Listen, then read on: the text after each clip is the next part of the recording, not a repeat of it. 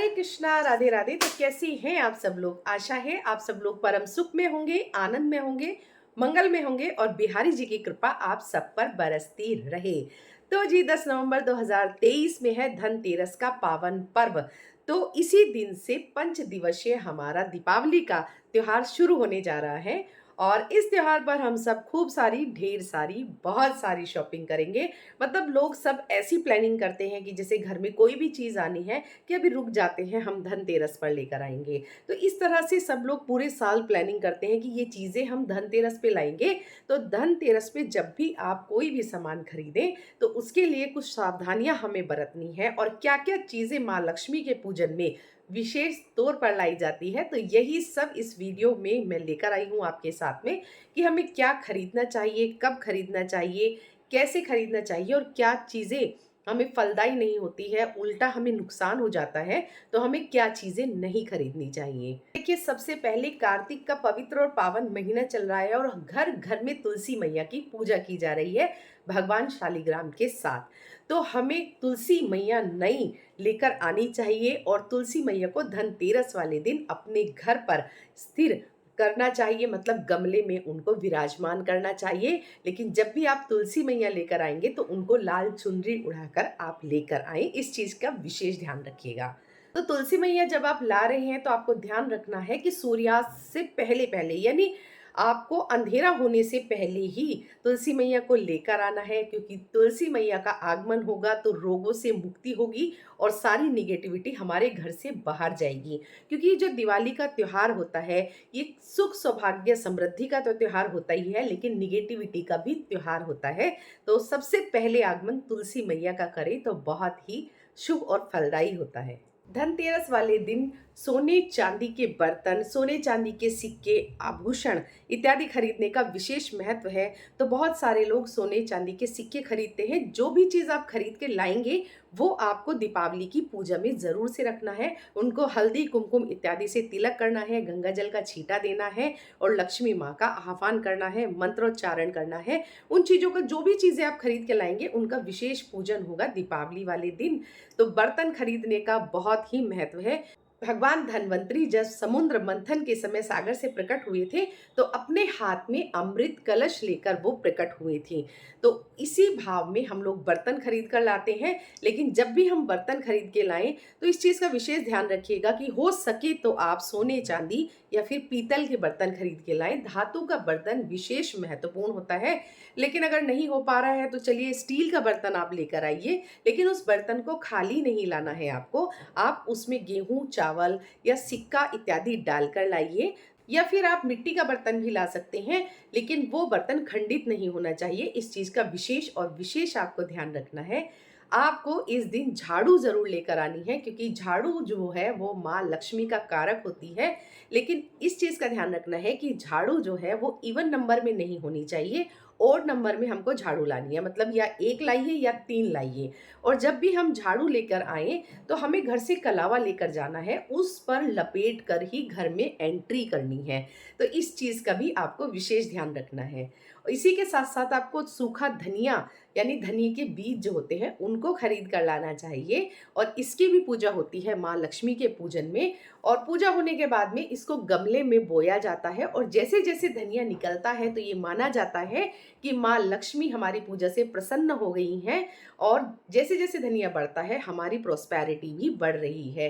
तो धनिया जरूर लाना चाहिए। इसी के साथ साथ हमें नमक जरूर लाना चाहिए। तो नमक का भी पूजन होगा धनतेरस वाले दिन। उसके बाद में इसी नमक से हमें दीपावली पर खाना बनाना है। और हाँ, 5 दिन आप जरूर नमक डाल के घर में उस पानी से पोछा लगाइएगा या लगवाइएगा। तो ये भी बहुत शुभ और फलदायी होता है। तो माँ लक्ष्मी को पसंद है गोमती चक्र, तो आप 5 या 7 की संख्या में गोमती चक्र लेकर आइएगा। कमल गट्टे के बीज भी आपको लाने हैं जो माँ लक्ष्मी को बहुत पसंद है, 5 या 7 की संख्या में लाइएगा। और हल्दी की जो गांठ होती है, यानी साबुत हल्दी जिसको बोलते हैं, वो भी 5 या 7 की संख्या में आप लाइएगा। और पीली कोड़ी माँ को विशेष पसंद है तो ये भी पूजा में रखी जाती है, इसे भी 5 और 7 की संख्या में आप लाइएगा। और अगर मान लीजिए आपके पास पहले से ही रखी हैं तो उनको गंगा जल से साफ करके आप उनको रीयूज भी कर सकते हैं। ठीक है। और दक्षिणावर्ती शंख भी आज के दिन लाया जाता है, लेकिन शंख में आप चावल भर के रखिएगा, उसको खाली नहीं रखा जाता है, इस चीज़ का विशेष ध्यान दीजिएगा। और अगर आप पूजा पाठ से संबंधित और भी चीज़ें लाने की सोच रहे हैं, जैसे कि कोई भी ग्रंथ आप लाने की सोच रहे हैं, तो वो भी आप आज के दिन ही खरीद कर लाइएगा। इसी के साथ साथ आप स्फटिक की माला ज़रूर लाइएगा और उससे माँ लक्ष्मी का जाप करिएगा। कमल गट्टे की माला, रुद्राक्ष की माला लाना भी शुभ होता है आज के दिन। तो आज के दिन बहुत सारे लोग इलेक्ट्रॉनिक आइटम खरीदते हैं, वाहन खरीदते हैं, लेकिन ये जो चीज़ें होती हैं ना, ये लोहे का कारक मानी जाती हैं। तो ये चीज़ें लाई तो जाती हैं, लेकिन इसके लिए विशेष तौर पर मुहूर्त होना चाहिए। मतलब ऐसा ना हो कि आपने गाड़ी खरीदी और वो आपने शुभ मुहूर्त में नहीं खरीदी और आपने राहु काल में गाड़ी खरीद ली है, फिर वो चल नहीं रही है, मतलब वो रोज़ खड़ी हुई है सर्विस सेंटर पे, उससे आपको बड़ी परेशानी हो जाती है। या आपने इलेक्ट्रॉनिक आइटम खरीदी हैं और फिर वो 2 दिन चलने के बाद में ख़राब हो जाती है। इस तरह की चीज़ों का हमें विशेष ध्यान रखना चाहिए कि हमें शुभ मुहूर्त में उसको लाना चाहिए। यानी कि जो भी चलने वाले वाहन होते हैं, या आपने जैसे अपने ऑफ़िसेज़ में कोई चीज़ें लगाई हैं, कंप्यूटर इत्यादि जो लगाए हैं, वो आपको चर मुहूर्त में लाने चाहिए। और जितनी भी घर में इलेक्ट्रॉनिक आइटम्स हैं, वो सब आपको स्थिर मुहूर्त में लानी चाहिए कि वो स्थिर बनी रहें।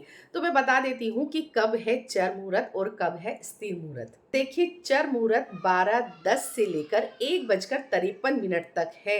तो इसमें आप अपनी गाड़ी, वाहन, बाइक सभी चीज़ ले सकते हैं, या आपको अपने ऑफिस में लगाने के लिए कोई भी चीज़ चाहिए, कंप्यूटर इत्यादि जो भी है, वो आप इस समय पर ले सकते हैं। ये बहुत शुभ मुहूर्त है। तो स्थिर मुहूर्त कब है? स्थिर मुहूर्त है 1:53 से लेके 3:21 तक। तो इस बीच में आप अपने सभी इलेक्ट्रॉनिक आइटम्स ले आइए, मतलब टाइम का और आप सभी चीज़ों का थोड़ा-सा ध्यान रखिएगा, तो सारी चीज़ें शुभ अतिशुभ होती चली जाएँगी आपके लिए। साथ साथ मिट्टी के दिए, रंगोली बनाने का सामान, लक्ष्मी माता के चरण। लेकिन चरण जब आप लाएंगे तो 2 चरण आपको लाने हैं। एक आपने घर की एंट्रेंस पे लगाए हैं, जैसे माता अंदर की तरफ आ रही हैं आपके घर के पास, मतलब आपके घर के अंदर। और एक लगाएंगे आप मंदिर की एंट्रेंस में, मतलब जहां आपने अपना मंदिर बनाया है वहीं पे, कि माता मंदिर में प्रवेश कर रही हैं। इस भाव से आपको 2 चरण माता के लाने हैं। स्वस्तिक लाने हैं, शुभ लाभ लाने हैं। आप घर में इससे मतलब अपने हाथों से भी बना सकते हैं, कुमकुम, सिंदूर इत्यादि से। और आपको पूजा से संबंधित सारा सामान लेकर आना है, यानी कि रुई लानी है, धूप बत्ती लानी है, आपको अ, घी लाना है, सब चीज़ें मतलब जो भी है पूजा से संबंधित वो आपको लेकर आनी है। पान के पत्ते और अशोक के पत्ते ये भी आपको लेके आनी है, तोरण बनाना है, माता का खूब स्वागत करना है, खुशहाली के साथ में करना है। बहुत सारे घरों में मतलब धनतेरस पे ही चौकी लग जाती है, और लगनी भी चाहिए, क्योंकि उसी चौकी पे हम भगवान कुबेर और धन्वंतरी देव की पूजा करते हैं। लेकिन इनकी पूजा माँ लक्ष्मी के बिना नहीं होती है। फिर हम छोटी दीपावली यानी कि काली चौदस, नरक चौदस पर भी इसी दिन पूजा करते हैं। और फिर बड़ी दीपावली माँ लक्ष्मी पर की कृपा हम पर बरसती है और हम लोग बड़ी दीपावली की पूजा करते हैं। फिर उसके बाद गोवर्धन पूजा और भाई दूज, इसके बाद ही इस चौकी का हम विसर्जन करते हैं। तो जी, दीपावली पे क्या-क्या चीज़ें हमें लानी है अपने घर में, तो हम अपनी ज़रूरत के हिसाब से ही लाएँगे, लेकिन पूजा से संबंधित क्या चीज़ें हमें लानी है, ये मैंने आपको बता दिया है। लेकिन अब हमें ध्यान रखना है कि क्या चीज़ें हमें नहीं खरीदनी है। हमें बिल्कुल नहीं खरीदनी है, हमें इस बात का ध्यान देना है कि हम करने तो चले अच्छा, लेकिन हो गया हमारे लिए बुरा। तो सबसे पहले हमें लोहे के बर्तन या लोहे की चीज़ें नहीं खरीदनी है।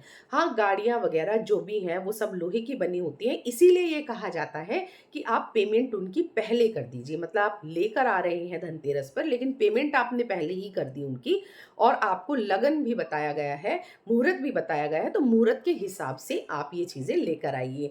तो हमें कोई भी लोहे का बर्तन बिल्कुल नहीं लाना है, कोई भी धारदार और नुकीली चीज़ नहीं लानी है, जैसे कि कैंची, जैसे कि चाकू, इस तरह की चीज़ें हमें बिल्कुल भी नहीं लानी है, जैसे लोहे के तवे वगैरह, ये सब चीज़ें हमें बिल्कुल नहीं लानी है। हमें छलनी से संबंधित, जिसमें छेद छेद छेद होते हैं ना, इस तरह की छलनी या चावल पसाने की छलनी या कोई भी छलनी नुमा चीज़ें हमें नहीं लानी है। इस चीज़ का हमें ध्यान रखना है। और शीशा हमें बिल्कुल नहीं लाना है, मतलब शीशे से संबंधित चीज़ें नहीं लानी है कि पता चला वो टूट गया तो फिर हमारे मन में वहम हो जाता है उस चीज़ को लेकर। इसीलिए कहा जाता है कि धातु की चीज़ें आप लेकर आइए, ठीक है जी। और इसी के साथ साथ एक प्रश्न और आया था कि हमारे पास लक्ष्मी गणेश जी की जो मूर्ति है वो धातु की बनी हुई है, तो क्या उसको हमें चेंज करना है? तो जी नहीं, बिल्कुल नहीं। उनको आप बहुत अच्छे से साफ करके उन्हीं को स्थापित करके उन्हीं की पूजा कीजिए। देखिए, सोने चांदी की, किसी की पीतल की होती हैं तो वो चेंज नहीं होती हैं, लेकिन हाँ, अगर आप मिट्टी की लक्ष्मी गणेश जी ला रहे हैं तो वो दीपावली पूजन यानी धनतेरस पर आपको दूसरे नए वाले स्थापित करने हैं और उनका विसर्जन कर देना है। लेकिन नए वाले विसर्जन करने से पहले आपको अच्छे से चेक कर लेना है कि वो कहीं से खंडित ना हो, और माता लक्ष्मी की जो मूर्ति है वो बैठी हुई होनी चाहिए, गणेश जी की मूर्ति भी बैठी हुई होनी चाहिए, और गणे लक्ष्मी जी जो है वो एक हाथ से उनके सिक्के गिर रहे हैं, दूसरे हाथ में वो कमल ले रही हैं, या वर देने की मुद्रा में यानी आशीर्वाद मुद्रा में उनका हाथ होना चाहिए, और जो गणेश जी की सूंड है वो बाईं तरफ होनी चाहिए, और दोनों की जो मूर्ति है वो जुड़ी हुई नहीं होनी चाहिए, अलग अलग होनी चाहिए, ठीक है जी। आपको सारी जानकारी मैंने इस वीडियो के अंदर दे दी है, क्या खरीदना है, क्या नहीं खरीदना है, कब खरीदना है, किस मुहूर्त में खरीदना है, क्या चीज़ें शुभ हैं, क्या चीज़ें अशुभ हैं, कितने नंबर्स में हमें चीज़ें लेनी है, माँ लक्ष्मी को प्रसन्न करने के लिए हमें क्या-क्या चीज़ें विशेष तौर पर लेनी है, मैंने सब कुछ आपको इस वीडियो के माध्यम से बता दिया है। और अगर फिर भी कोई आपका प्रश्न रह जाता है तो कमेंट बॉक्स में कमेंट करके मुझे ज़रूर से आप पूछिएगा, तो मैं उसका उत्तर देने की आपको कोशिश करूँगी। और अगर वीडियो पसंद आई है तो ज़रूर से लाइक कमेंट शेयर कीजिएगा। चैनल में नए हैं तो चैनल को सब्सक्राइब कीजिएगा और सभी भक्तों तक पहुंचाने की कोशिश कीजिएगा। मिलते हैं नए वीडियो के साथ, तब तक के लिए जय श्री राधे।